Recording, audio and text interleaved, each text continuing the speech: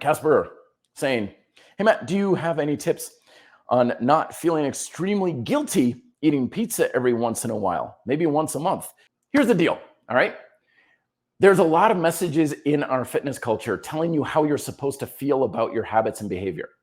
But the fact of the matter is, your success does not come from your habits, okay? It does not, your dietary success does not come from what you eat.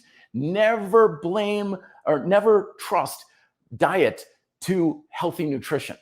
And that's because fundamentally, there's so many other variables that come into play about your health and how lean you are and your performance and your strength, that pizza is one influence. That doesn't mean it doesn't matter. Of course it matters, of course, yeah. But is it really that big a deal? Is it really that big of an influence, especially when you're only eating it once in a while? No, it barely does anything. Plus, when we eat food, remember, our body does not use food. We consume food, but our body uses nutrients. So no matter what you eat, this is fundamentally how food works, right? This is not a theory. This is just nutrition 101. When you consume food, your body's like, pizza, great. I can't do a damn thing with pizza. What do you want me to do? There's nothing I can do with this. So it engages in this thing called digestion. And digestion is nothing more than basically taking the food like a giant Lego set and taking it apart. It's breaking it down. It breaks down nutrients here, and it breaks down carbohydrate into simple sugars, and and then amino acids from proteins and triglycerides from fat. Basically, when we digest food, it breaks things apart into its components, and then it says, okay, I got these components. What do I need to do with them?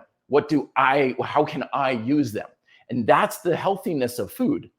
That's what dictates whether or not a food is healthy or not. Not what the food actually is. I don't care if you're eating pizza or chocolate bars or eggs or whatever. It's always about what are the nutritional components that your body breaks it down into. And by the time it's broken down, it doesn't matter what the food was. If you have leucine from steak and eggs or leucine from pepperoni, leucine is just leucine. Your body will break it down into the component that it needs. Now, the reason why some foods get a bad rap is because some foods just simply provide better nutrient value than others relative to caloric intake as well. Pizza is a high calorie food. And in our fitness culture, we're typically fighting the war on obesity kind of thing and overeating.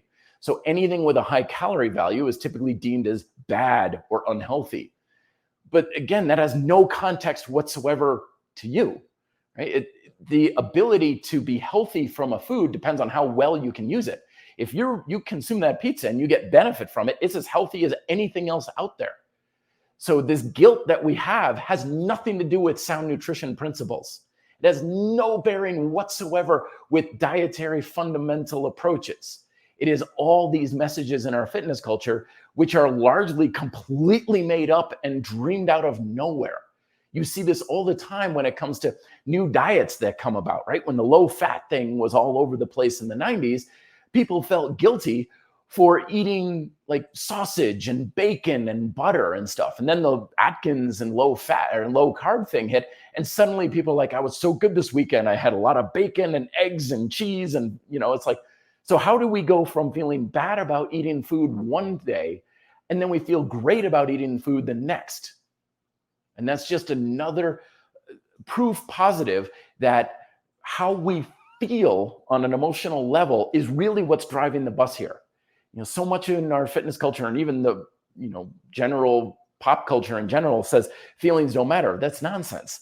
Most of your life is going to be controlled by how you feel about things, regardless of science, regardless of logic, regardless of truth. And people, especially in the social media space, know this. There's no value in teaching people anything. The brainwashing doesn't work. If you can get someone to feel something, you can make them believe and act and do whatever you want them to do. Our feelings are at the same time our biggest liability, but they're also our biggest asset as long as we can control it. So when we feel bad about doing something, which is usually meaningless and trivial, like eating pizza, that's an opportunity to look into it and be like, why do I feel bad that I just ate pizza? There's nothing wrong with pizza. My body, in fact, a lot of times when people kind of mess up on their diet, I'll ask them, well, how do you feel like physically? And so much of the time they'll be like, dude, I feel amazing. My energy level feels great, and that sore, nagging little itchy throat I've had for the past few weeks, it's gone. And it's like, I had a great workout. I'm like, you should listen to that then.